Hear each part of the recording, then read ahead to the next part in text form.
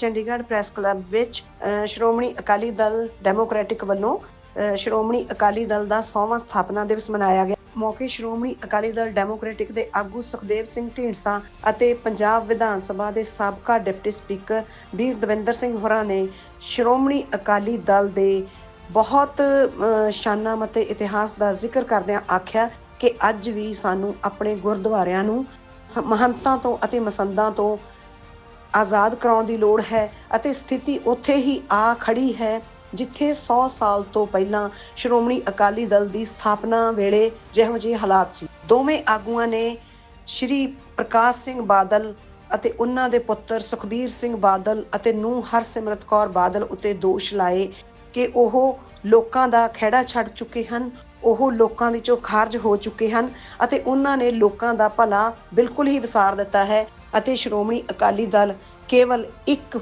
Corporate ਘਰਾਣੇ ਦੀ ਜਾਇਦਾਦ ਬਣ ਕੇ ਰਹਿ ਗਿਆ ਹੈ।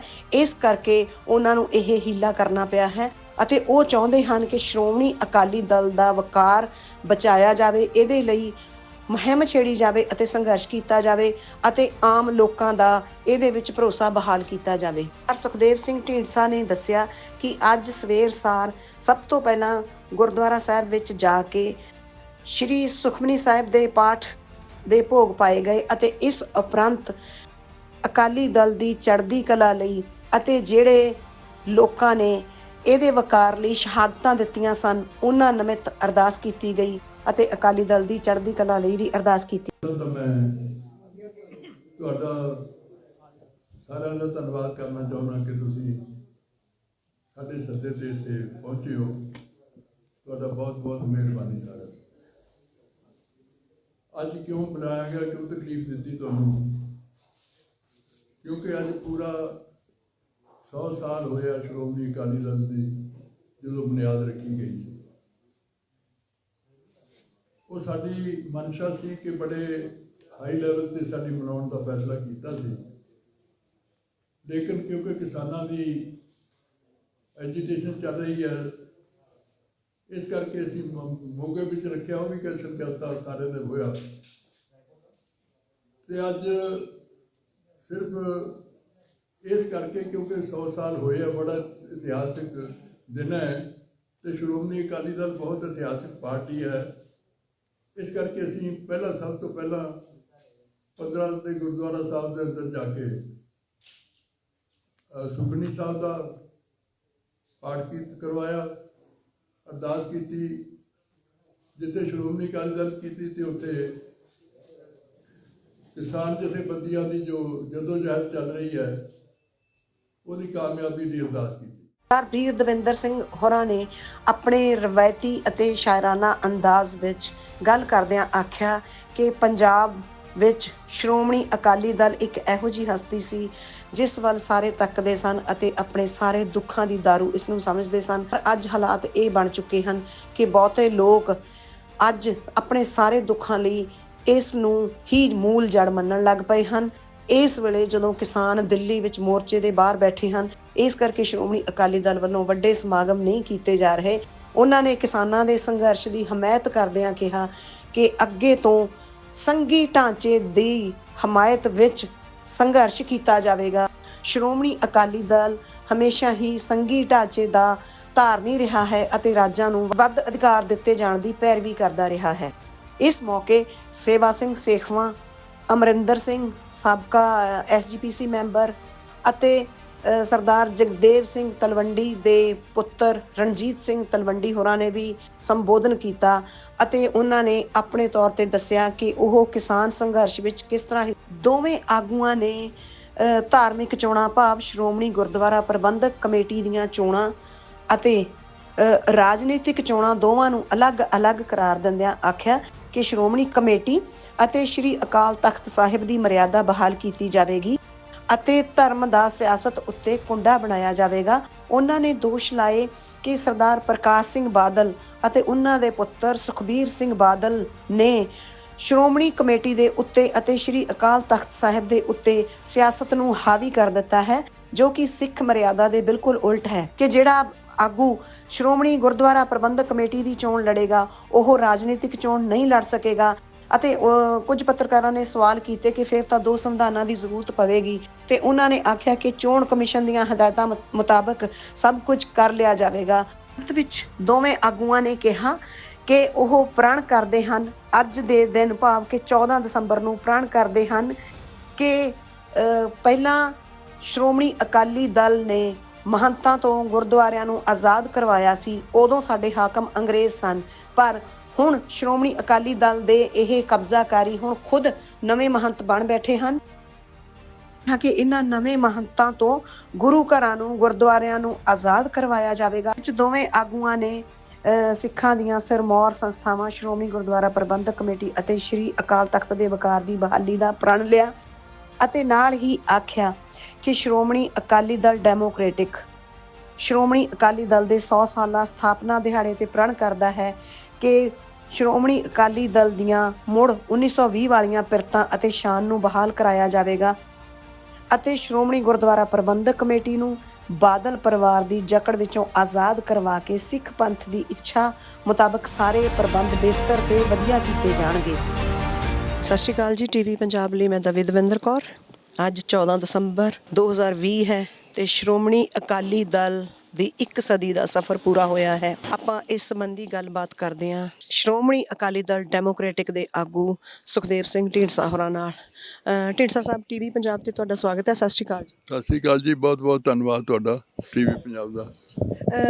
ਢੀਂਡਸਾ ਸਾਹਿਬ, ਕੀ ਸੋਚਦੇ ਹੋ ਅਕਾਲੀ ਦਲ ਜਿਸ ਦਾ ਫਿਰ ਆਖਣਾ ਕਿ ਵਾਰ-ਵਾਰ ਕਿਹਾ ਜਾ ਸਕਦਾ ਹੈ ਕਿ ਸ਼੍ਰੋਮਣੀ ਅਕਾਲੀ ਦਲ ਦਾ ਇਤਿਹਾਸ ਸ਼ਹਾਦਤਾਂ, ਤਿਆਗ, ਸੰਜਮ ਭਰਿਆ ਰਿਹਾ ਹੈ, ਬਹੁਤ ਮਾਣਮੱਤਾ ਇਤਿਹਾਸ ਰਿਹਾ ਹੈ, ਤੇ ਅੱਜ ਜਦੋਂ ਇਹਦੇ 100 ਵਰ੍ਹੇ ਪੂਰੇ ਹੋਏ ਹਨ ਤਾਂ ਇਹ ਕਿਹੋ ਜਿਹੀ ਸਥਿਤੀ ਵਿੱਚ ਆ ਗਿਆ ਹੈ?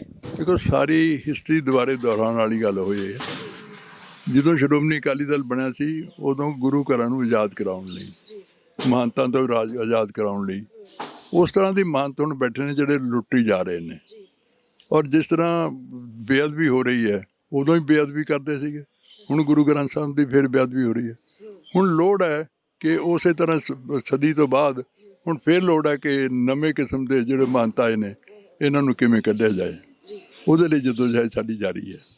ਜਿਸ ਤਰ੍ਹਾਂ ਤੁਸੀਂ ਖੁਦ ਵੀ ਮੰਨਦੇ ਹੋ ਕਿ ਇਹ ਸ਼ਹਾਦਤਾਂ ਵੀ ਦੇਣੀਆਂ ਪਈਆਂ ਸ਼੍ਰੋਮਣੀ ਅਕਾਲੀ ਦਲ ਨੂੰ, ਗੁਰੂ ਘਰਾਂ ਨੂੰ ਆਜ਼ਾਦ ਕਰਾਉਣ ਲਈ ਵੱਖ-ਵੱਖ ਸਾਕੇ ਹੋਏ, ਤੇ ਜਿਸ ਤਰ੍ਹਾਂ ਤੁਸੀਂ ਅੱਜ ਤਹਈਆ ਕੀਤਾ ਹੈ ਪ੍ਰੈਸ ਕਾਨਫਰੰਸ ਕਰਕੇ ਪੱਤਰਕਾਰਾਂ ਨੂੰ ਵੀ ਦੱਸਿਆ ਹੈ ਕਿ ਅਸੀਂ ਗੁਰੂ ਘਰਾਂ ਨੂੰ ਆਜ਼ਾਦ ਕਰਾਉਣਾ ਚਾਹੁੰਦੇ ਹਾਂ, ਸ਼੍ਰੋਮਣੀ ਗੁਰਦੁਆਰਾ ਪ੍ਰਬੰਧਕ ਕਮੇਟੀ ਅਤੇ ਸ਼੍ਰੀ ਅਕਾਲ ਤਖਤ ਸਾਹਿਬ ਦੀ ਮਰਿਆਦਾ ਬਹਾਲ ਕਰਨੀ ਚਾਹੁੰਦੇ ਹਾਂ। ਜਿਵੇਂ ਕਿ ਸਿੱਖ ਸਿਆਸਤ ਵਿੱਚ ਹੁੰਦਾ ਹੈ ਕਿ ਧਰਮ ਦਾ ਸਿਆਸਤ ਉੱਤੇ ਕੁੰਡਾ ਹੋਵੇ, ਤੇ ਤੁਹਾਡਾ ਕਹਿਣਾ ਕਿ ਪ੍ਰਤੱਖ ਵੀ ਹੈ ਕਿ ਸਿਆਸਤ ਗੁਰੂ ਘਰ ਤੇ ਹਾਵੀ ਹੋਈ ਪਈ ਹੈ। ਤੇ ਕੀ ਤੁਹਾਨੂੰ ਲੱਗਦਾ ਕਿ ਸ਼ਹਾਦਤਾਂ ਦਾ ਇਤਿਹਾਸ ਦੁਹਰਾਇਆ ਜਾਏਗਾ, ਤੇ ਕੀ ਤੁਸੀਂ ਉਸ ਕਿਸਮ ਦੀਆਂ ਸ਼ਹਾਦਤਾਂ ਲਈ ਤਿਆਰ ਹੋ? ਅਗਰ ਸ਼ਹਾਦਤਾਂ ਦੀ ਜ਼ਰੂਰਤ ਪਈ ਜ਼ਰੂਰ ਤਿਆਰ ਬੈਠੇ ਹਾਂ ਜੀ, ਲੇਕਿਨ ਅੱਜ ਯੁੱਗ ਹੈ, ਉਦੋਂ ਅੰਗਰੇਜ਼ ਦੀ ਜ਼ੋਰ ਸੀ, ਉਦੋਂ ਗੋਲੀ ਨਾਲ ਦਬਾਇਆ ਜਾਂਦਾ ਸੀ, ਹੁਣ ਵੋਟਾਂ ਨਾਲ ਬਦਲਿਆ ਜਾ ਸਕਦਾ। ਤੇ ਜਿਸ ਤਰ੍ਹਾਂ ਦੇ ਲੋਕਾਂ ਦੇ ਅੰਦਰ ਗੁੱਸਾ ਹੈ ਅੱਜ ਦੇ ਮਹੰਤਾਂ ਦੇ ਖਿਲਾਫ, ਮੇਰਾ ਖਿਆਲ ਹੈ ਵੀ ਉਹ ਆਉਣ ਵਾਲੀ ਇਲੈਕਸ਼ਨ ਵਿੱਚ ਇਹਨਾਂ ਨੂੰ ਬਾਹਰ ਕੱਢ ਕੇ ਮਾਰਨਗੇ। ਤੇ ਜੇ ਸਾਨੂੰ ਕੁਰਬਾਨੀਆਂ ਵੀ ਕਰਨੀ ਪਈਆਂ ਉਹ ਵੀ ਉਹਦੇ ਲਈ ਵੀ ਤਿਆਰ ਆ। ਜਿਸ ਤਰ੍ਹਾਂ ਖੇਤੀ ਬਿੱਲ ਆਏ, ਜਾਂ ਜਿਸ ਤਰ੍ਹਾਂ ਕਹਿ ਲਈਏ ਕਿ ਪੰਜਾਬ ਦੇ ਸਾਰੇ ਲੋਕ, ਖਾਸ ਕਰਕੇ ਸਿੱਖ ਤੇ ਕਿਸਾਨੀ, ਪੇਂਡੂ ਪੰਜਾਬ, ਉਹ ਸ਼੍ਰੋਮਣੀ ਅਕਾਲੀ ਦਲ ਤੋਂ ਆਪਣੇ ਦੁੱਖ ਹਰੇ ਜਾਣੇ ਚਾਹੁੰਦਾ ਸੀ, ਉਹ ਤੋਂ ਤਵੱਕੁ ਰੱਖਦਾ ਸੀ ਕਿ ਸ਼੍ਰੋਮਣੀ ਅਕਾਲੀ ਦਲ ਉਹਨਾਂ ਦੇ ਦੁੱਖ ਦੂਰ ਕਰੇ। ਪਰ ਇਸ ਵੇਲੇ ਹਾਲਾਤ ਇਹ ਬਣੇ ਹੋਏ ਨੇ ਕਿ ਸ਼੍ਰੋਮਣੀ ਅਕਾਲੀ ਦਲ ਹੀ ਉਹਨਾਂ ਦੇ ਸਾਰੇ ਦੁੱਖਾਂ ਦੀ ਜੜ ਬਣਿਆ ਹੋਇਆ। ਉਹਦਾ ਕਾਰਨ ਹੋਇਆ ਕਿ ਸ਼੍ਰੋਮਣੀ ਅਕਾਲੀ ਦਲ ਦੀ ਰਿਪਰੈਜ਼ੈਂਟੇਟਿਵ ਬੀਬੀ ਸੀਗੀ ਹਰਸਿਮਰਤ ਮੈਨ, ਜਦੋਂ ਬਿੱਲ ਪਾਸ ਹੋਏ, ਆਰਡੀਨੈਂਸ ਪਾਸ ਹੋਏ ਤੇ ਕੈਬਨਿਟ ਨੇ ਕੀਤੇ, ਉਦੋਂ ਬੀਬੀ ਕੈਬਨਿਟ ਦੀ ਮੈਂਬਰ ਸੀ। ਉਸ ਤੋਂ ਇਲਾਵਾ 2 ਮਹੀਨੇ ਲਗਾਤਾਰ ਸਾਰਾ ਪਰਿਵਾਰ ਇਨਕਲੂਡਿੰਗ ਵੱਡੇ ਬਾਲ ਸਾਹਿਬ, ਜਿਨ੍ਹਾਂ ਨੂੰ ਕਿਸਾਨਾਂ ਦਾ ਮਸੀਹਾ ਗਿਣਿਆ ਜਾਂਦਾ ਸੀ, ਉਹ ਵੀ ਉਹਨਾਂ ਬਿੱਲਾਂ ਦੀ ਸਪੋਰਟ ਕਰਦੇ ਰਹੇ। ਤੇ ਅਖੀਰ ਨੂੰ ਜਦੋਂ ਪ੍ਰੈਸ਼ਰ ਪੈ ਗਿਆ, ਜਦੋਂ ਉਹਨਾਂ ਨੂੰ ਘਰੋਂ ਇਹ ਕਰ ਦਿੱਤਾ ਘਰੇ ਨਾ ਨਿਕਲਣ ਦੇਣਗੇ ਨਾ ਬਣਨ ਦੇਣਗੇ, ਫਿਰ ਉਹਨਾਂ ਨੂੰ ਯੂ ਟਰਨ ਮਾਰਨੀ ਪਈ। ਤੇ ਇਸ ਕਰਕੇ ਲੋਕਾਂ ਦਾ ਮਨ ਇਸ ਕਰਕੇ ਉੱਠਿਆ ਵੀ ਜਿਨ੍ਹਾਂ ਦੀ ਲੋੜ ਸੀ, ਜਿਨ੍ਹਾਂ ਨੇ ਲੜਨਾ ਸੀ, ਉਹ ਤਾਂ ਪਿੱਛੇ, ਉਹ ਤਾਂ ਆਪ ਉਹਦੇ ਨਾਲ ਪਾਸ ਕਰਾਉਣ 'ਚ ਲੱਗੇ ਹੋਏ ਸੀਗੇ, ਤੇ ਹੁਣ ਕਿਵੇਂ ਉਹਨਾਂ ਤੇ ਐਤਬਾਰ ਕਰ ਸਕਦੇ ਆ? ਅੱਛਾ, ਲੋਕਾਂ ਦੀ ਮੰਗ ਸ਼੍ਰੋਮਣੀ ਅਕਾਲੀ ਦਲ ਤੋਂ ਜਿੱਥੋਂ ਉਸੇ ਵੇਲੇ ਇਹ ਸੀ ਕਿ ਜਦੋਂ ਆਰਡੀਨੈਂਸ ਆਏ ਸੀ ਲੋਕ ਸਭਾ ਵਿੱਚ, ਉਦੋਂ ਹੀ ਸ਼੍ਰੀਮਤੀ ਹਰਸਿਮਰਤ ਕੌਰ ਬਾਦਲ ਦਾ ਰਿਐਕਟ ਕਰਨਾ ਬਣਦਾ ਸੀ। ਉਹ ਬਾਹਰ ਆਉਂਦੇ ਸੰਸਦ ਵਿੱਚੋਂ ਪੱਤਰਕਾਰਾਂ ਨੂੰ ਦੱਸਦੇ ਕਿ ਮੈਂ ਵਿਰੋਧ ਕਰ ਰਹੀ ਹਾਂ, ਤੇ ਉਹ ਅਹੁਦੇ ਛੱਡਦੇ ਸਾਰੇ। ਠੀਕ ਹੈ, ਉਹਨਾਂ ਨੇ ਮੰਤਰੀ ਦਾ ਅਹੁਦਾ ਛੱਡ ਦਿੱਤਾ, ਪਰ ਲੋਕ ਉਹਨਾਂ ਤੋਂ ਤਵੱਕੋ ਰੱਖ ਰਹੇ ਨੇ ਕਿ ਉਹ ਐਮਪੀ ਦਾ ਅਹੁਦਾ ਵੀ ਛੱਡਣ।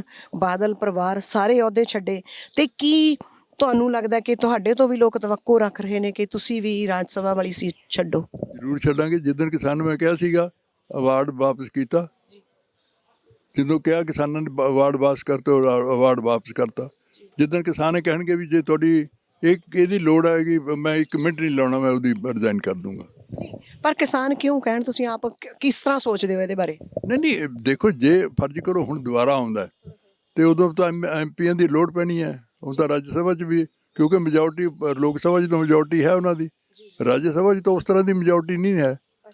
ਤੇ ਇਸ ਕਰਕੇ ਮੈਂ ਤਾਂ ਕਿਸਾਨਾਂ ਦੀ ਗੱਲ ਕਰਦਾ ਹੈ ਕਿ ਕਿਸਾਨ ਕਹਿਣਗੇ ਤੇ ਮੈਂ 1 ਮਿੰਟ ਨਹੀਂ ਲਾਉਂਗਾ ਜੀ। ਸੋ ਤੁਸੀਂ ਉਡੀਕ ਕਰ ਰਹੇ ਹੋ ਕਿ ਰਾਜ ਸਭਾ 'ਚ ਉਹ ਮੁੱਦਾ ਦੁਬਾਰੇ ਆਏਗਾ ਤੇ ਉਹਦੇ ਤੇ ਵਿਚਾਰ ਹੋਏਗੀ ਤੇ ਤੁਸੀਂ ਇਹਨਾਂ ਕਿਸਾਨਾਂ ਦੇ ਹੱਕ ਵਿੱਚ ਭੁਗਤੋਗੇ? ਇਹੀ ਪੈ ਰਿਹਾ ਨਾ ਕਿ ਦੁਬਾਰਾ ਸੈਸ਼ਨ ਬੁਲਾਓ, ਤੇ ਫਿਰ ਅਸੀਂ ਉਦੋਂ ਪਹਿਲਾਂ ਵੀ ਇਹਨਾਂ ਦੇ ਹੱਕ 'ਚ ਅਸੀਂ ਬੋਲ ਕੇ ਹਟੇ ਹਾਂ, ਫਿਰ ਬੋਲਾਂਗੇ।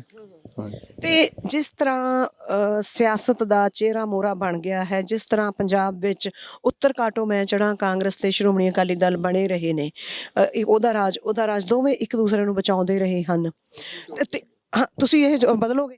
ਤੋੜ ਦਿਆਂਗੇ, ਕਹਿੰਦੇ ਉਹਨਾਂ ਦਾ ਸਾਰਾ ਭਰਮ ਤੋੜ ਦਿਆਂਗੇ, ਔਰ ਅਸੀਂ ਐਸਾ ਫਰੰਟ ਬਣਾਵਾਂਗੇ ਜੀ ਜਿਹੜੇ ਇਹਨਾਂ ਨੂੰ ਮੂੰਹ ਨਹੀਂ ਲਾਉਣਗੇ। ਨਹੀਂ, ਪਰ ਲੋਕ ਵੀ ਆਦੀ ਹੋ ਗਏ ਨੇ। ਲੋਕੀ ਸਿਆਸਤਦਾਨਾਂ ਦੀਆਂ ਇਸ ਕਰਕੇ ਸੁਣਦੇ ਨੇ ਤੇ ਉਹਨਾਂ ਨਾਲ ਤੁਰਦੇ ਨੇ ਕਿ ਉਹਨਾਂ ਨੇ ਆਪਣੇ ਨਿੱਕੇ ਨਿੱਕੇ ਕੰਮ ਕਰਵਾਉਣੇ ਹੁੰਦੇ ਨੇ, ਅਦਰਵਾਈਜ਼ ਉਹ ਕੰਮ ਹੁੰਦੇ ਹੀ ਨਹੀਂ। ਕਿ ਤੇ ਇਹ ਜਮੂਦ ਤੁਸੀਂ ਕਿਵੇਂ ਤੋੜੋਗੇ? ਦੇਖੋ, ਇਹਦੇ ਨਾਲ ਤਾਂ ਹੈ ਕਿ ਸਿਧਾਂਤ ਅਸੀਂ ਪਾਲਿਸੀ ਅਸੀਂ ਬਣਾਵਾਂਗੇ ਜਿਹਦੇ ਨਾਲ ਲੋਕਾਂ ਨੂੰ ਆਪੇ ਛੋਟੇ ਛੋਟੇ ਕੰਮਾਂ ਲਈ ਜਾਣਾ ਨਾ ਪਵੇ। ਮੈਂ ਸਮਝਦਾ ਕਿ ਇੱਥੇ ਹੁਣ ਛੋਟੀ ਜਿਹੀ ਕਿਤੇ 4 ਕਲਾਸ 4 ਦੀ ਬੁਲਾਈ ਦੀ ਬਦਲੀ ਹੈ, ਉਹ ਇੱਥੋਂ ਆ ਕੇ ਸੈਕਟਰੀਏਟ 'ਚ ਕਰਾਉਣੀ ਪੈਂਦੀ ਹੈ ਮੰਤਰੀਆਂ ਕੋਲ। ਉਹ ਪਾਵਰਾਂ ਡੀਸੀਆਂ ਕੋਲ, ਡੀਸੀਆਂ ਤੋਂ ਹੇਠਾਂ ਤਹਿਸੀਲਦਾਰਾਂ ਕੋਲ, ਉਹਨਾਂ ਕੋਲ ਜਿੰਨਾ ਚਿਰ ਨਹੀਂ ਜਾਂਦੀਆਂ, ਜਿੰਨਾ ਚਿਰ ਪੰਚਾਇਤਾਂ ਕੋਲ ਨਹੀਂ ਜਾਂਦੀਆਂ, ਉਨੀ ਤਾਂ ਡੈਮੋਕ੍ਰੇਟਿਕ ਸਿਸਟਮ ਤੁਸੀਂ ਕਿਵੇਂ ਕਹਿ ਸਕਦੇ ਹੋ? ਪੰਚਾਇਤ ਦੇ ਕੋਲ ਕਿਹੜੀ ਪਾਵਰ ਹੈ ਹੁਣ? ਉਹ ਪੰਚਾਇਤਾਂ ਕੋਲ ਹੀ ਚਲੇ ਜਾਣਗੇ, ਜ਼ਿਲ੍ਹਾ ਪ੍ਰੀਸ਼ਦ ਕੋਲ ਜਾਣਗੇ, ਸੰਮਤੀਆਂ ਕੋਲ ਪਾਵਰਾਂ ਜਾਣਗੀਆਂ, ਤੇ ਉਹਨਾਂ ਨੂੰ ਕੋਈ ਲੋੜ ਹੀ ਨਹੀਂ ਪੈਣੀ ਛੋਟੀ ਛੋਟੀ ਗੱਲਾਂ ਤੁਹਾਡੇ ਕੋਲ ਆਉਣਾ। ਤੇ ਇਹ ਏਜੰਡੇ 'ਚ ਲੈ ਕੇ ਤੁਰੋਗੇ ਤੁਸੀਂ ਕਿ ਪੰਚਾਇਤਾਂ ਨੂੰ ਉਹਨਾਂ ਦੇ ਬਣਦੇ ਅਧਿਕਾਰ ਦਿੱਤੇ ਜਾਣਗੇ, ਪਿੰਡ ਇੱਕ ਇਕਾਈ ਵਜੋਂ ਇੱਕ ਆਜ਼ਾਦ ਹਸਤੀ ਹੋਏਗਾ? ਬਿਲਕੁਲ, ਜਦੋਂ ਜੇ ਪ੍ਰਮਾਤਮਾ ਕਰੇ ਤੇ ਲੋਕਾਂ ਦੀ ਇੱਛਾ ਹੋਈ ਤੇ ਸਾਡੇ ਕੋਲ ਰਾਜ ਆਏ, ਜ਼ਰੂਰ ਸਾਰੀ ਡੈਮੋਕ੍ਰੇਟਿਕ ਸਿਸਟਮ ਬਹਾਲ ਕਰਾਂਗੇ। ਇੱਕ ਵਾਰੀ ਐਸਜੀਪੀਸੀ ਤੇ ਫਿਰ ਆਉਂਦੇ ਆਪਾਂ। ਜਿਸ ਤਰ੍ਹਾਂ ਬੀਬੀ ਜਗੀਰ ਕੌਰ ਨੂੰ ਦੁਬਾਰਾ ਲਿਆਂਦਾ ਗਿਆ ਹੈ, ਕੀ ਤੁਸੀਂ ਮੰਨਦੇ ਹੋ ਕਿ ਬੀਬੀ ਜੀ ਬਹੁਤ ਵਿਵਾਦਗ੍ਰਸਤ ਰਹੇ ਨੇ, ਵਿਵਾਦਾਂ 'ਚ ਘਿਰੇ ਰਹੇ ਨੇ, ਤੇ ਕੀ ਤੁਹਾਨੂੰ ਲੱਗਦਾ ਕਿ ਸ਼੍ਰੋਮਣੀ ਅਕਾਲੀ ਦਲ ਕੋਲੇ ਲੀਡਰਸ਼ਿਪ ਦਾ ਕਾਲ ਪਿਆ ਹੋਇਆ ਇਹਨੂੰ? ਉਹਨਾਂ ਕੋਲ ਹੈ ਹੀ ਕੋਈ ਨਹੀਂ, ਫਿਰ ਉਹੀ ਮੁੜ ਕੇ ਉਹਨਾਂ ਨੂੰ ਬਣਾਈ ਜਾਂਦੇ ਜੀ। ਉਹਨਾਂ ਨੂੰ ਸਾਰੇ, ਹੁਣ ਮੈਨੂੰ ਦੱਸੋ ਉਹਨਾਂ 'ਚ ਦਾਗੀ ਕਿਹੜਾ ਨਹੀਂ ਹੈ? ਕੋਈ ਦੱਸੋ ਵੀ ਕਿਹੜਾ ਦਾਗੀ ਬਿਨਾਂ ਦਾਗ ਤੋਂ ਚੱਲਦਾ? ਜਿਹੜਾ ਹੁਣ ਇਸ 'ਚ ਲੱਗਿਆ ਹੋਇਆ ਸਾਰੇ ਦਾਗੀ ਹੋਏ ਪਏ ਨੇ, ਤੇ ਬੀਬੀ ਤੇ ਤਾਂ ਬੜੇ ਬੜੇ ਦਾਗ ਨੇ। ਹਾਂ, ਸੋ ਤੁਸੀਂ ਲੋਕਾਂ ਨੂੰ ਕੀ ਸੁਨੇਹਾ ਦੇਣਾ ਚਾਹੁੰਦੇ ਹੋ? ਚਲਦੇ ਲਾਸਟ ਸਵਾਲ। ਮੈਂ ਤਾਂ ਇੱਕੋ ਸੁਨੇਹਾ ਦੇਣਾ ਕਿ ਵੀਰੋ, ਜੇ ਤੁਸੀਂ ਇਹਨਾਂ ਦਾ ਬਹੁਤ ਵੱਡਾ ਮਾਇਆ ਦੇ ਜਾਲ 'ਚ ਨਾ ਫਸਿਓ, ਨਾ ਹੀ ਇਹਨਾਂ ਦੇ ਛੋਟੇ ਛੋਟੇ ਕੰਮਾਂ 'ਚ ਫਸਿਓ। ਅਸੀਂ ਤਾਂ ਐਸਾ ਮਾਹੌਲ ਬਣਾ ਦਿਆਂਗੇ ਕਿ ਤੁਹਾਨੂੰ ਕਿਤੇ ਸੈਕਟਰੀਏਟ 'ਚ ਜਾਣਾ ਹੀ ਨਹੀਂ ਪਏਗਾ। ਉਸੇ ਤਰ੍ਹਾਂ ਕਿ ਪਾਵਰਾਂ ਛੋਟੇ ਲੈਵਲ 'ਤੇ, ਹੇਠਾਂ ਲੈਵਲ 'ਤੇ ਪਾਵਰਾਂ ਸਾਰੀਆਂ ਦੇ ਕੇ, ਜਿਵੇਂ ਤੁਹਾਡੇ ਨਾਲ ਪਹਿਲਾਂ ਗੱਲ ਕੱਢਿਆ, ਉਸ ਤਰ੍ਹਾਂ ਕਰਾਂਗੇ ਤਾਂ ਕਿ ਛੋਟੇ ਛੋਟੇ ਕੰਮਾਂ ਲਈ ਤੁਹਾਨੂੰ ਕਿਸੇ ਵਜ਼ੀਰਾਂ ਕੋਲ ਜਾਂ ਐਮਐਲਏ ਕੋਲ ਨਾ ਆਉਣਾ ਪਵੇ। ਵਰਤਮਾਨ ਸਥਿਤੀ ਵਿੱਚ ਕਿਸ ਤਰ੍ਹਾਂ ਹੈ, ਕੀ ਇਹਦੀ ਪੋਜੀਸ਼ਨ ਹੈ, ਤੇ ਲੋਕ ਇਹਨੂੰ ਹੁਣ ਕਿਸ ਤਰ੍ਹਾਂ ਲੈ ਰਹੇ ਹਨ? ਆਪਾਂ ਗੱਲਬਾਤ ਕਰਦੇ ਹਾਂ ਵਿਧਾਨ ਸਭਾ ਦੇ ਸਾਬਕਾ ਡਿਪਟੀ ਸਪੀਕਰ ਅਤੇ ਬੈਸਟ ਪਾਰਲੀਮੈਂਟੇਰੀਅਨ ਰਹੇ ਵੀਰ ਦਵਿੰਦਰ ਸਿੰਘ ਹੋਰਾਂ ਨਾਲ। ਵੀਰ ਦਵਿੰਦਰ ਸਿੰਘ ਜੀ, ਟੀਵੀ ਪੰਜਾਬ ਤੇ ਤੁਹਾਡਾ ਸਵਾਗਤ ਹੈ। ਸਤਿ ਸ਼੍ਰੀ ਅਕਾਲ। ਸਤਿ ਸ਼੍ਰੀ ਅਕਾਲ ਜੀ। ਸਤਿ ਸ਼੍ਰੀ ਅਕਾਲ। ਵੀਰ ਦਵਿੰਦਰ ਜੀ, ਸ਼੍ਰੋਮਣੀ ਅਕਾਲੀ ਦਲ ਦਾ ਅੱਜ ਸਥਾਪਨਾ ਦਿਵਸ ਹੈ। ਸਦੀ ਦਾ ਸਫ਼ਰ ਇਹਨੇ ਤੈਅ ਕੀਤਾ ਹੈ। ਕਿਸੇ ਵੇਲੇ ਪੰਜਾਬ ਦੇ ਲੋਕ, ਸਿੱਖ, ਆਮ ਕਿਸਾਨ, ਕਿਰਤੀ ਲੋਕ ਸਾਰੇ ਸ਼੍ਰੋਮਣੀ ਅਕਾਲੀ ਦਲ ਨੂੰ ਆਪਣੇ ਸਾਰੇ ਦੁੱਖਾਂ ਦੀ ਦਾਰੂ ਮੰਨਦੇ ਸਨ, ਪਰ ਕੀ ਹੋ ਗਿਆ ਇਹੋ ਜਿਹਾ ਕਿ ਅੱਜ 100 ਵਰ੍ਹੇ ਪੂਰੇ ਹੋਣ ਤੇ ਲੋਕ ਆਪਣੇ ਸਾਰੇ ਦੁੱਖਾਂ ਦੀ ਜੜ ਸ਼੍ਰੋਮਣੀ ਅਕਾਲੀ ਦਲ ਨੂੰ ਮੰਨ ਰਹੇ ਹਨ? ਦਵੀ ਜੀ, ਗੱਲ ਇਹ ਹੈ ਵੀ ਤੁਸੀਂ ਆਪ ਹੀ ਸਵਾਲ ਕਰਕੇ ਤੇ ਜਵਾਬ ਦੇ ਹੀ ਦਿੱਤਾ ਹੈਗਾ। ਨਹੀਂ, ਕਿਉਂ? ਜਿਹੜਾ ਅਕਾਲੀ ਦਲ ਸਥਾਪਨਾ ਵੇਲੇ ਸਾਰੇ ਦੁੱਖਾਂ ਦੀ ਦਾਰੂ ਸੀ, ਅੱਜ ਦੁੱਖਾਂ ਦੀ ਜੜ ਹੈ। ਇਹਦੇ ਵਿੱਚ ਸਾਰਾ ਕੁਝ ਹੀ ਆ ਗਿਆ। ਇਹ ਸੰਖੇਪ ਤੁਸੀਂ ਦੱਸੋਗੇ ਕਿ ਕਿਉਂ ਹੋਇਆ ਇਹ? ਅਰਜ਼ ਇਹ ਹੈ ਭਈ ਅਕਾਲੀ ਦਲ ਦੀ ਹੋਂਦ ਅੱਜ ਤੋਂ 100 ਸਾਲ ਪਹਿਲਾਂ ਜਦੋਂ ਇਹਦੀ ਸਥਾਪਨਾ ਹੋਈ ਉਦੋਂ ਇਸੇ ਕਿਸਮ ਦੀ ਉਥਲ ਪੁਥਲ ਸੀ ਕੌਮ ਵਿੱਚ। ਗੁਰਦੁਆਰਾ ਸੁਧਾਰ ਲਹਿਰ ਬੜੇ ਪ੍ਰਚੰਡ ਰੂਪ ਵਿੱਚ ਸੀ। ਮਹੰਤ ਜਿਹੜੇ ਸੀ ਉਹ ਅੰਗਰੇਜ਼ਾਂ ਦੇ ਪਿੱਠੂ ਬਣ ਗਏ ਸੀ। ਉਹਨਾਂ ਨੇ ਗੁਰਦੁਆਰਿਆਂ ਦੀਆਂ ਗੋਲਕਾਂ ਤੇ ਕਬਜ਼ੇ ਕਰ ਲਏ ਸੀ। ਗੁਰਦੁਆਰਾ ਸਾਹਿਬਾਨ ਵਿੱਚ ਦੰਭ ਪਖੰਡ ਇੱਥੋਂ ਤੱਕ ਕਿ ਵਿਭਚਾਰ ਤੱਕ ਵੀ ਗੱਲਾਂ ਉੱਪੜ ਗਈਆਂ ਸੀ। ਇਸ ਕਰਕੇ ਕੌਮ ਨੇ ਉਹਦਾ ਨੋਟਿਸ ਲਿਆ ਔਰ ਬੜੀ ਵੱਡੀ ਗੁਰਦੁਆਰਾ ਸੁਧਾਰ ਲਹਿਰ ਖੜੀ ਹੋਈ ਔਰ ਗੁਰਦੁਆਰੇ ਆਜ਼ਾਦ ਕਰਾਏ, ਕੁਰਬਾਨੀਆਂ ਕੀਤੀਆਂ, ਸ਼ਹੀਦੀਆਂ ਹੋਈਆਂ ਗੁਰਦੁਆਰਾ ਨਨਕਾਣਾ ਸਾਹਿਬ ਨੂੰ ਆਜ਼ਾਦ ਕਰਾਉਣ ਤੋਂ ਬਾਅਦ। ਉਸ ਤੋਂ ਬਾਅਦ ਸ਼੍ਰੋਮਣੀ ਗੁਰਦੁਆਰਾ ਪ੍ਰਬੰਧਕ ਕਮੇਟੀ ਨੂੰ ਹੋਂਦ 'ਚ ਲਿਆਉਣ ਵਾਸਤੇ ਵੀ ਜਿਹੜੀ ਸੀ ਲਹਿਰ ਚੱਲੀ, ਉਹ ਵੀ ਗੁਰਦੁਆਰਾ ਸੁਧਾਰ ਲਹਿਰ ਦਾ ਹਿੱਸਾ ਹੀ ਸੀ। ਉਸ ਵੇਲੇ ਸਾਰੀ ਕੌਮ ਨੇ ਮਹਿਸੂਸ ਕੀਤਾ ਕਿ ਇੱਕ ਪੋਲੀਟੀਕਲ ਆਰਗੇਨਾਈਜੇਸ਼ਨ ਵੀ ਹੋਣੀ ਚਾਹੀਦੀ ਹੈ ਜਿਹੜੀ ਸਾਰੀ ਸਿਚੁਏਸ਼ਨ ਨੂੰ ਇੱਕ ਤਰਤੀਬ ਦੇਵੇ, ਉਹਦੀ ਦੇਖ ਰਵੇ, ਮਾਰਗਦਰਸ਼ਨ ਕਰੇ, ਕੌਮ ਦਾ ਪੋਲੀਟੀਕਲ ਟੀਚਾ ਪ੍ਰੋਗਰਾਮ ਮਿਥੇ ਤੇ ਕੌਮ ਨੂੰ ਲਾਮਬੰਦ ਕਰੇ। ਇਸ ਵਾਸਤੇ ਸ਼੍ਰੋਮਣੀ ਅਕਾਲੀ ਦਲ 14 ਦਸੰਬਰ 1920 ਨੂੰ ਹੋਂਦ 'ਚ ਆਇਆ ਔਰ ਝਬਾਲ ਸਾਹਿਬ ਸੁਰਮੁਖ ਸਿੰਘ ਝਬਾਲ ਇਹਦੇ ਪਹਿਲੇ ਪ੍ਰਧਾਨ ਬਣੇ। ਉਸ ਤੋਂ ਬਾਅਦ ਬਹੁਤ ਵੱਡੀਆਂ ਸ਼ਖਸੀਅਤਾਂ ਮਾਸਟਰ ਤਾਰਾ ਸਿੰਘ, ਬਾਬਾ ਖੜਕ ਸਿੰਘ, ਗਿਆਨੀ ਕਰਤਾਰ ਸਿੰਘ, ਸੰਤ ਫਤਿਹ ਸਿੰਘ, ਬਹੁਤ ਵੱਡੀਆਂ ਸ਼ਖਸੀਅਤਾਂ, ਹੁਕਮ ਸਿੰਘ, ਇਹ ਸਾਰੇ ਲੋਕ ਸ਼੍ਰੋਮਣੀ ਅਕਾਲੀ ਦਲ ਦੇ ਪ੍ਰਧਾਨ ਬਣੇ। ਆਪਣੇ ਸਮੇਂ 'ਚ ਉਹ ਸੇਵਾ ਨਿਭਾਉਂਦੇ ਰਹੇ, ਲੇਕਿਨ ਕਿਸੇ ਨੇ ਵੀ ਆਪਣੇ ਪਰਿਵਾਰ ਦੀ ਜਕੜ ਜਿਹੜੀ ਸੀ ਪਕੜ ਅਕਾਲੀ ਦਲ ਔਰ ਸ਼੍ਰੋਮਣੀ ਕਮੇਟੀ ਤੇ, ਜੇ ਪ੍ਰਧਾਨ ਨਹੀਂ ਰਹੇ ਤੇ ਉਸ ਤੋਂ ਬਾਅਦ ਦੂਜਾ ਬੰਦਾ ਪ੍ਰਧਾਨ ਆ ਗਿਆ। ਲੇਕਿਨ ਇਹ ਜਿਹੜਾ ਪਰਿਵਾਰਵਾਦ ਸੀ ਇਹ ਬਾਦਲਾਂ ਨੇ ਪੈਦਾ ਕੀਤਾ। ਬਾਦਲਾਂ ਨੇ ਸ਼੍ਰੋਮਣੀ ਅਕਾਲੀ ਦਲ ਤੇ ਐਸੀ ਆਪਣੀ ਜਕੜ ਜਿਹੜੀ ਸੀ ਬਣਾਈ। ਉਸ ਤੋਂ ਬਾਅਦ ਆਪਣੇ ਪੁੱਤਰ ਨੂੰ, ਆਪਣੀ ਨੂੰਹ ਨੂੰ, ਆਪਣੇ ਜਵਾਈ ਨੂੰ, ਗਾਂ ਪੁੱਤਰ ਦੇ ਸਾਲੇ ਨੂੰ ਸਾਰੇ ਵਜ਼ੀਰ ਬਣਾ ਲਏ, ਪਾਰਲੀਮੈਂਟ ਦੇ ਮੈਂਬਰ ਬਣਾ ਲਏ। ਇਸੇ ਤਰ੍ਹਾਂ ਸ਼੍ਰੋਮਣੀ ਕਮੇਟੀ ਜਿਹੜੀ ਸੀ ਉਹਦੇ ਫੰਡਾਂ ਨੂੰ, ਗੁਰਦੁਆਰੇ ਦੀਆਂ ਗੋਲਕਾਂ ਨੂੰ ਔਰ ਜਿੰਨੇ ਸ਼੍ਰੋਮਣੀ ਕਮੇਟੀ ਦੇ ਟਰਸਟ ਨੇ ਉਹਨਾਂ ਨੂੰ ਨਿੱਜੀ ਟਰਸਟ ਬਣਾ ਲਿਆ। ਅੱਗੇ ਸ਼੍ਰੋਮਣੀ ਕਮੇਟੀ ਦੇ ਟਰਸਟ ਜਿਹੜੇ ਨੇ ਉਹ ਪੰਥ ਦੇ ਟਰਸਟ ਨੇ, ਉਹਦੇ ਬਾਈ ਨੇਮ ਨਹੀਂ ਕੋਈ ਬੰਦਾ ਮੈਂਬਰ ਬਣ ਸਕਦਾ। ਲੇਕਿਨ ਬਾਦਲਾਂ ਨੇ ਸ਼ਰਮ ਲਾਤੀ। ਉਹ ਗੁਰੂ ਗ੍ਰੰਥ ਸਾਹਿਬ ਯੂਨੀਵਰਸਿਟੀ ਦੇ ਵੀ ਬਾਦਲ ਪਰਿਵਾਰ ਦੇ ਹੀ ਮੈਂਬਰ ਟਰਸਟ ਨੇ। ਮੀਰੀ ਪੀਰੀ ਮੈਡੀਕਲ ਕਾਲਜ ਹੈ, ਸ਼ਾਹਬਾਦ ਮਾਰਕੰਡਾ, ਉਹ ਵੀ ਬਾਦਲ ਪਰਿਵਾਰ ਬੈਠਾ ਹੈ। ਗੁਰੂ ਰਾਮਦਾਸ ਮੈਡੀਕਲ ਕਾਲਜ ਹੈ, ਉਹਦੇ 'ਚ ਵੀ ਸਾਰਾ ਬਾਦਲ ਪਰਿਵਾਰ ਬੈਠਾ ਹੈ। ਅਸੀਂ ਇਹ ਸਾਰੀ ਜਕੜ ਤੋੜਨੀ ਹੈ ਕਿਉਂਕਿ ਇਹ ਸਾਰੇ ਜਿਹੜੇ ਟਰਸਟ ਨੇ ਇਹ ਪੰਥ ਦੇ ਨੇ। ਇਹਨਾਂ ਟਰਸਟਾਂ ਨੂੰ ਵੀ ਇਹ ਪੈਰਾਸਾਈਟਸ ਬਣ ਕੇ ਸਭ ਕੁਝ ਖਾ ਗਏ। ਤੁਸੀਂ ਕਹਿ ਰਹੇ ਹੋ ਇਹਨਾਂ ਦੀ ਜਕੜ ਬਾਦਲ ਪਰਿਵਾਰ ਦੀ ਸਾਰੇ ਵੱਖ-ਵੱਖ ਵਿਦਿਅਕ ਅਦਾਰਿਆਂ ਵਿੱਚ ਵੀ ਹੈ, ਤੇ ਕੀ ਤੁਸੀਂ ਮੰਨਦੇ ਹੋ ਕਿ ਪੰਜਾਬ ਬਹੁਤ ਆਰਥਿਕ ਪੱਖੋਂ ਥੱਲੇ ਆਇਆ? ਇਹਦਾ ਇੱਕ ਰੁਤਬਾ ਸੀ ਪੰਜਾਬ ਦਾ, ਤੇ ਆਰਥਿਕ ਪੱਖੋਂ ਬਹੁਤ ਪਛੜ ਗਿਆ ਤੇ ਗਰੀਬੀ ਆਈ ਹੈ ਇਹਦੇ ਵਿੱਚ, ਤੇ ਵਰਤਮਾਨ ਦੌਰ ਵਿੱਚ ਜਿਹੜਾ ਐਡਾ ਵੱਡਾ ਸੰਕਟ ਖੜਾ ਹੋ ਗਿਆ ਕਿ ਦਸੰਬਰ ਦੇ ਮਹੀਨੇ ਕਿਸਾਨ ਦਿੱਲੀ ਦੇ ਆਲੇ ਦੁਆਲੇ ਬੈਠੇ ਨੇ, ਕਿ ਇਹ ਸੰਕਟ ਲਈ ਵੀ ਸ਼੍ਰੋਮਣੀ ਅਕਾਲੀ ਦਲ ਦਾ ਹਿੱਸਾ ਹੈ? ਬਿਲਕੁਲ। ਜਦੋਂ ਜਿਹੜੇ ਮੁਖੀ ਪਰਿਵਾਰ ਨੇ ਰਾਜਨੀਤੀ ਜਿਨ੍ਹਾਂ ਦੇ ਕਬਜ਼ੇ 'ਚ ਹੈ, ਜਦੋਂ ਉਹ ਬੇਈਮਾਨ ਹੋਣ ਤੇ ਕਰਪਟ ਹੋਣ, ਉਦੋਂ ਜਿਹੜੀ ਸਟੇਟ ਹੈ ਉਹ ਕਮਜ਼ੋਰ ਹੁੰਦੀ ਹੈ, ਗਰੀਬ ਹੁੰਦੀ ਹੈ, ਉਹਦੀ ਆਰਥਿਕਤਾ ਟੁੱਟਦੀ ਹੈ ਤੇ ਇਹਨਾਂ ਦੇ ਪਰਿਵਾਰ ਜਿਹੜੇ ਨੇ ਉਹ ਆਰਥਿਕ ਤੌਰ ਤੇ ਮਜ਼ਬੂਤ ਹੁੰਦੇ ਨੇ। ਦੋਵੇਂ ਤੁਹਾਡੇ ਸਾਹਮਣੇ ਨੇ। ਕੈਪਟਨ ਅਮਰਿੰਦਰ ਸਿੰਘ ਉਹ ਈਡੀ ਅੱਗੇ ਭੁਗਤ ਰਿਹਾ ਸਾਰਾ ਪਰਿਵਾਰ ਕੇਸ। ਉਹਨਾਂ ਦੇ ਫੋਰਨ ਬੈਂਕਾਂ ਵਿੱਚ ਖਾਤੇ ਜਿਹੜੇ ਨੇ ਉਹ ਜਗਜ਼ਾਰ ਹੋ ਚੁੱਕੇ ਨੇ। ਉਹਦੇ ਲਈ ਉਹਨਾਂ ਤੋਂ ਜਵਾਬ ਮੰਗਿਆ ਜਾ ਰਿਹਾ। ਜਦੋਂ ਮੁੱਖ ਮੰਤਰੀ ਨਹੀਂ ਸਨ ਬਣੇ ਉਦੋਂ ਉਹਨਾਂ ਦਾ ਕੋਈ ਖਾਤਾ ਨਹੀਂ ਸੀ।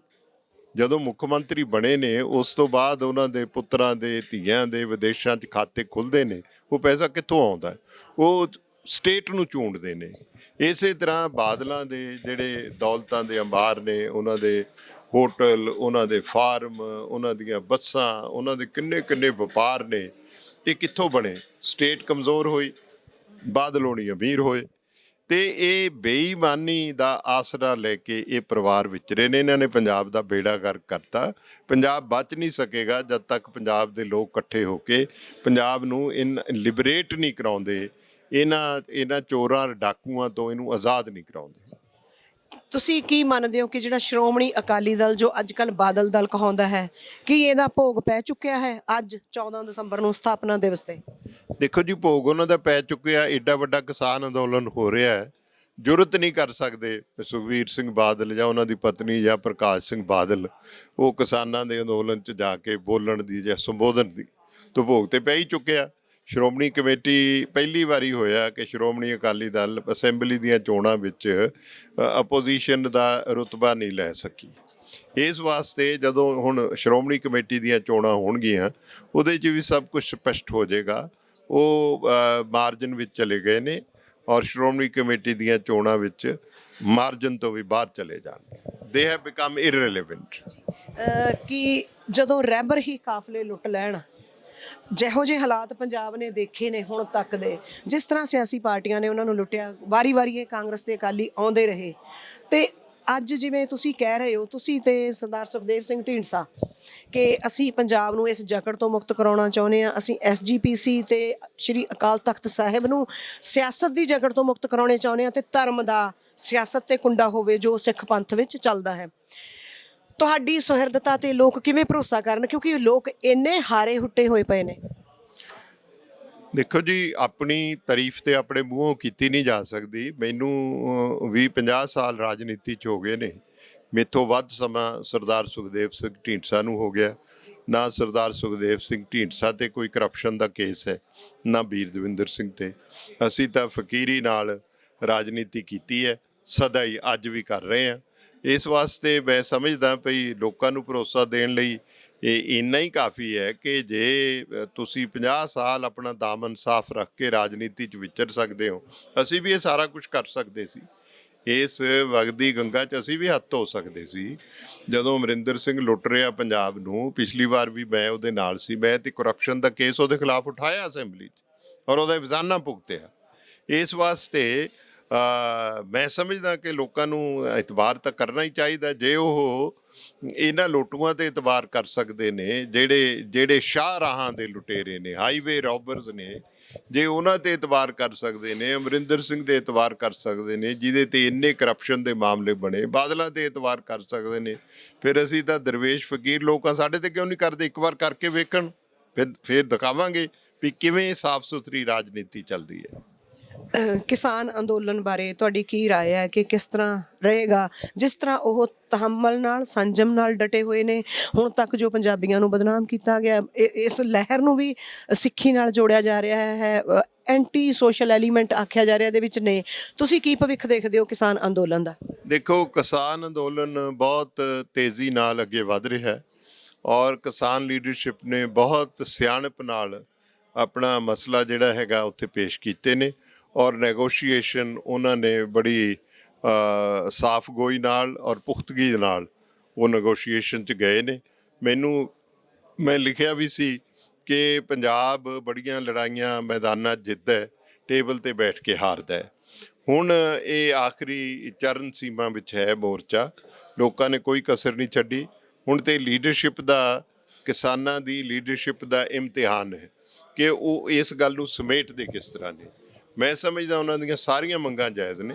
ਇਹ ਤਿੰਨੇ ਕਾਨੂੰਨ ਕਾਲੇ ਨੇ, ਇਹ ਤਿੰਨੇ ਕਾਨੂੰਨ ਕਿਸਾਨ ਦੇ ਵਿਰੋਧੀ ਨੇ, ਇਹ ਤਿੰਨੇ ਕਾਨੂੰਨ ਜਿਹੜੇ ਹੈਗੇ ਨੇ ਇਹ ਰਿਪੀਲ ਹੋਣੇ ਚਾਹੀਦੇ ਨੇ।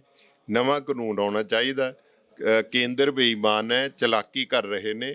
MSP ਵਾਅਦਿਆਂ ਨਾਲ ਨਹੀਂ ਦਿੱਤੀ ਜਾ ਸਕਦੀ। MSP ਕਾਨੂੰਨ ਦੇ ਅਧੀਨ ਦੇਣੀ ਚਾਹੀਦੀ ਹੈ, ਉਹਦਾ ਆਰਡੀਨੈਂਸ ਲਿਆਉਣਾ ਚਾਹੀਦਾ।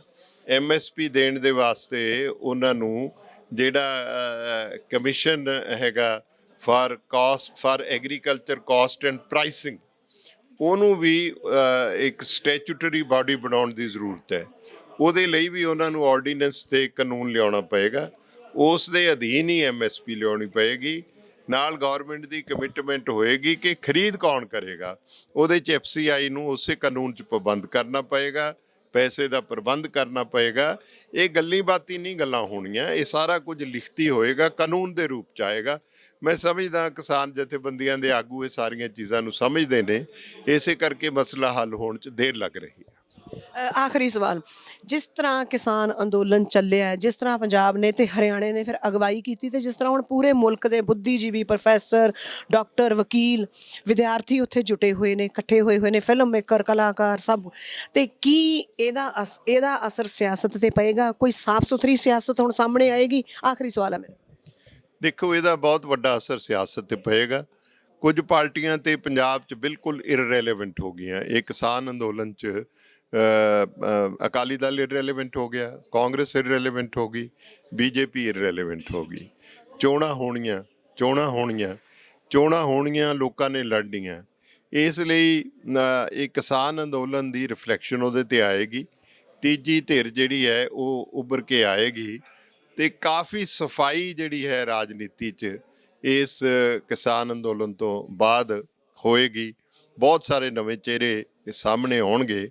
ਜੇ ਕਿਸਾਨ ਅੰਦੋਲਨ ਹੀ ਸਿਆਸਤ 'ਚ ਕੁੱਦ ਪਿਆ, ਜੇ ਉਹਨਾਂ ਨੇ ਫੈਸਲਾ ਕਰ ਲਿਆ ਵੀ ਆਓ ਹੁਣ ਕਿਸਾਨਾਂ ਦੀ ਸਰਕਾਰ ਹੀ ਲਿਆਈਏ, ਤੇ ਫਿਰ ਤਾਂ ਸਭ ਕੁਝ ਹੀ ਬਦਲ ਜਾਏਗਾ। ਇਸ ਕਰਕੇ we are watching this situation, ਤੇ ਕਿਸਾਨ ਮੋਰਚੇ ਤੋਂ ਵਾਪਸ ਆਉਣ, ਉਸ ਤੋਂ ਬਾਅਦ ਕੀ ਦ੍ਰਿਸ਼ਟੀਕੋਣ ਹੁੰਦਾ ਕਿਸਾਨ ਜਥੇਬੰਦੀਆਂ ਦਾ, ਲੇਕਿਨ ਉਹ ਅਸਰ ਅੰਦਾਜ਼ ਕਰੇਗੀ ਭਵਿੱਖ ਦੀ ਪੰਜਾਬ ਦੀ ਰਾਜਨੀਤੀ ਨੂੰ, ਦੇਸ਼ ਦੀ ਰਾਜਨੀਤੀ ਨੂੰ। ਸੋ ਤੁਸੀਂ ਦੇਖ ਰਹੇ ਹੋ ਕਿ ਮੋਰਚਿਆਂ ਦੇ ਇਤਿਹਾਸ ਵਾਲਾ ਸ਼੍ਰੋਮਣੀ ਅਕਾਲੀ ਦਲ ਅੱਜ 14 ਦਸੰਬਰ ਨੂੰ 100 ਸਾਲ ਪੂਰੇ ਹੋਣ ਤੇ ਜਦੋਂ ਕਿਸਾਨ ਮੋਰਚਾ ਲਾਈ ਦਿੱਲੀ ਨੂੰ ਘੇਰਾ ਪਾਈ ਬੈਠੇ ਨੇ, ਉਸ ਵੇਲੇ ਬਿਲਕੁਲ ਆਧਾਰਹੀਣ ਤੇ ਇਰਰੈਲੇਵੈਂਟ ਹੋ ਗਿਆ ਹੈ। ਇਸ ਵੇਲੇ ਸਾਰਾ ਕੁਝ ਕਿਸਾਨ ਲਿਖ ਰਹੇ ਨੇ ਤੇ ਵੀਰ ਦਵਿੰਦਰ ਸਿੰਘ ਹੋਰਾਂ ਦਾ ਕਹਿਣਾ ਹੈ ਕਿ ਨਵੀਂ ਸਿਆਸਤ ਸਾਫ਼ ਸੁਥਰੀ ਵੀ ਸਾਹਮਣੇ ਆਏਗੀ ਤੇ ਬਹੁਤ ਕੁਝ ਇਰਰੈਲੇਵੈਂਟ ਵੀ ਹੋ ਗਿਆ ਹੈ ਤੇ ਆਪਣੇ ਘਰ ਭਰਨ ਵਾਲੇ ਸਾਈਡ ਤੇ ਰਹਿ ਗਏ ਨੇ, ਲਾਂਭੇ ਰਹਿ ਗਏ ਨੇ। ਵੀਰ ਦਵਿੰਦਰ ਸਿੰਘ ਜੀ, ਤੁਸੀਂ ਸਾਨੂੰ ਟੀਵੀ ਪੰਜਾਬ ਲਈ ਇੰਨਾ ਸਮਾਂ ਦਿੱਤਾ, ਤੁਹਾਡਾ ਬਹੁਤ ਧੰਨਵਾਦ। ਬਹੁਤ ਮਿਹਰਬਾਨੀ ਜੀ, ਤੁਹਾਡਾ ਵੀ ਬਹੁਤ ਬਹੁਤ ਧੰਨਵਾਦ। ਸਤਿ ਸ਼੍ਰੀ ਅਕਾਲ ਜੀ, ਮੈਂ ਨਿਰਮਲ ਮਾਨ, ਪੂਰਾ ਟੈਕਸਟਾਈਲ ਮਿਲ ਤੋਂ। ਇਹ ਤੁਸੀਂ ਵੀਡੀਓ ਦੇਖ ਰਹੇ ਸੀ ਟੀਵੀ ਪੰਜਾਬ ਦੇ ਉੱਤੇ। ਇਹੋ ਜਿਹੇ ਹੋਰ ਜਾਣਕਾਰੀ ਭਰਪੂਰ ਵੀਡੀਓ ਦੇਖਣ ਵਾਸਤੇ ਟੀਵੀ ਪੰਜਾਬ ਦੇ ਚੈਨਲ ਨੂੰ ਸਬਸਕ੍ਰਾਈਬ ਕਰੋ ਤੇ ਨਾਲ ਹੇਠ ਦਿੱਤੇ ਹੋਏ ਬੈਲ ਆਈਕਨ ਦੇ ਬਟਨ ਦਬਾਓ। ਸਤਿ ਸ਼੍ਰੀ ਅਕਾਲ।